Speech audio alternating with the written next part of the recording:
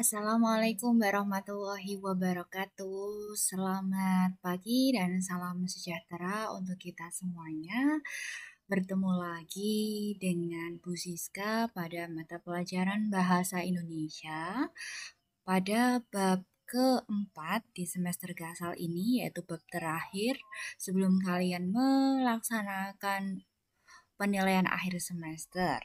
Kita lihat di buku paket kalian bahwa bab keempat kita yaitu membahas tentang hikayat ya. Sebelum kita mulai, marilah kita berdoa menurut agama dan kepercayaan masing-masing. Berdoa dipersilakan.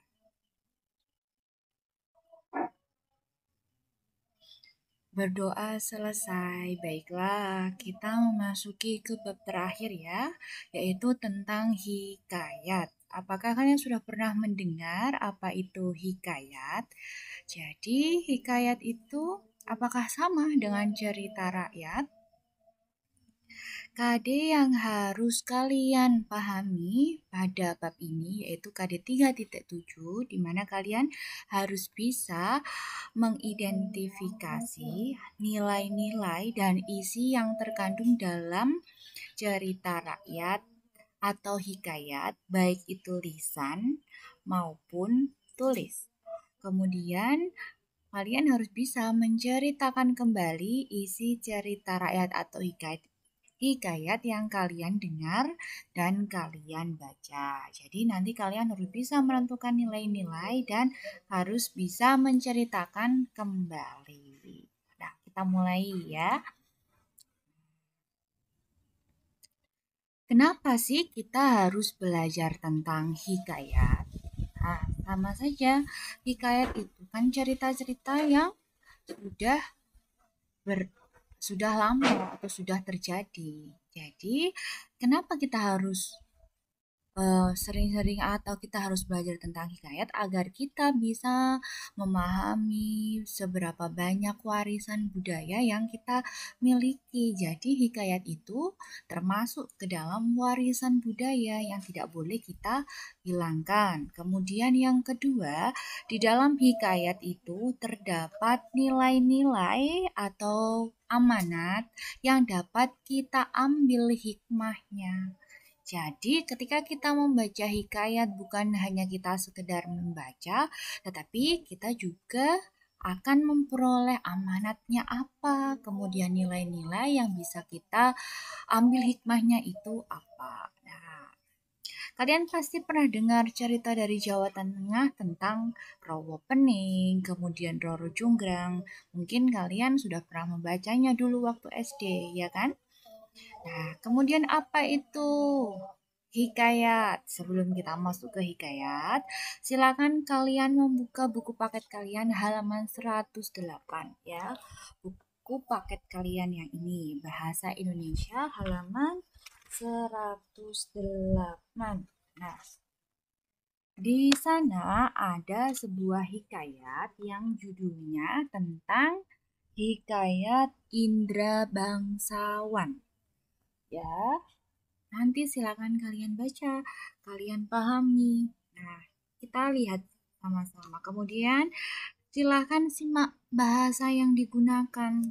Kira-kira kalian paham nggak dengan bahasa yang ada dalam hikayat ini?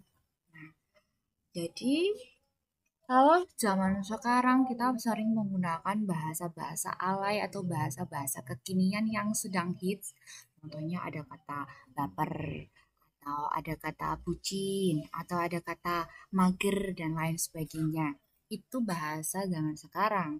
Beda dengan hikayat. Kalau dalam hikayat, bahasa yang digunakan itu bahasa masa lalu.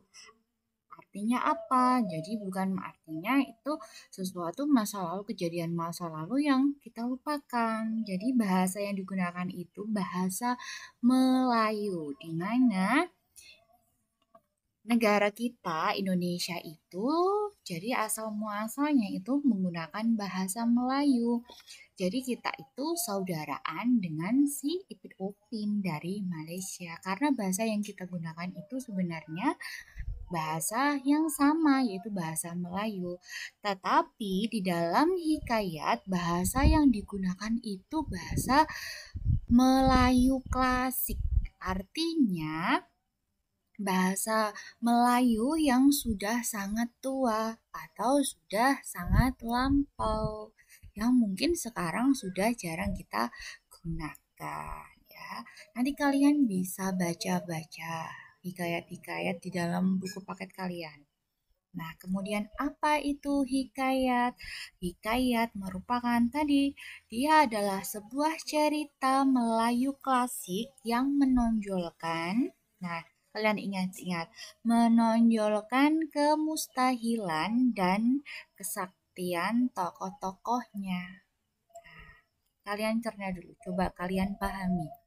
Jadi, hikayat itu cerita Melayu klasik. Kenapa dikatakan Melayu klasik? Karena bahasa yang digunakan itu bahasa Melayu yang sangat kuno, yang di dalamnya itu menonjolkan kemustahilan dan kesaktian dari para tokohnya. Coba kalian simak tadi pada hikayat Indra Bangsawan yang ibu garis bawahi ini. Silakan dibaca coba. Tuan Putri Siti Kendi pun hamillah dan bersalin 2 orang putra laki-laki. Adapun yang tua keluarnya dengan panah dan yang muda dengan pedang. Nah, kira-kira zaman sekarang masihkah ada seperti ini?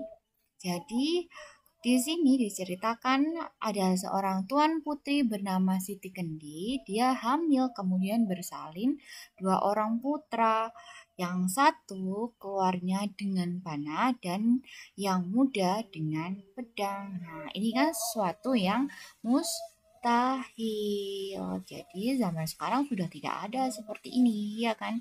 Ini kan sesuatu kemustahilan. Jadi ciri-ciri dari hikayat itu dia lebih menonjolkan pada kemustahilan ataupun kesaktian. Jadi paham ya apa itu hikayat? Jadi cerita Melayu klasik yang lebih menonjolkan pada kemustahilan dan kesaktian dari para tokohnya. Kemudian karakteristik dari hikayat. Karakteristik itu sama saja dengan ciri-ciri. Jadi ciri-cirinya apa hikayat itu? Yang pertama, tadi sudah Ibu singgung bahwa dalam hikayat itu pasti terdapat kemustahilan. Apa itu kemustahilan? Hal yang tidak logis atau tidak bisa dinalar. Artinya tidak masuk akal. Contohnya tadi, seorang yang lahir dari pedang. Nah, itu kan hal yang mustahil. Jadi tidak masuk akal. Yang kedua, terdapat kesaktian. Artinya kekuatan yang dimiliki oleh si tokoh. Contohnya misalnya seorang yang bisa terbang atau seorang yang bisa menghilang dan lain sebagainya. Yang ketiga, anonim. Artinya tidak dapat diketahui nama pengarang atau pencerita. Siapa pengarangnya? Jadi hikayat itu karena dulunya itu disampaikan secara lisan, maka kita tidak tahu siapa pengarang dari hikayat tersebut. Yang keempat, istana sentris. Jadi dia bertema atau berlatar kerajaan. Jadi biasanya kejadian-kejadian dalam hikayat itu temanya itu atau latarnya itu kerajaan.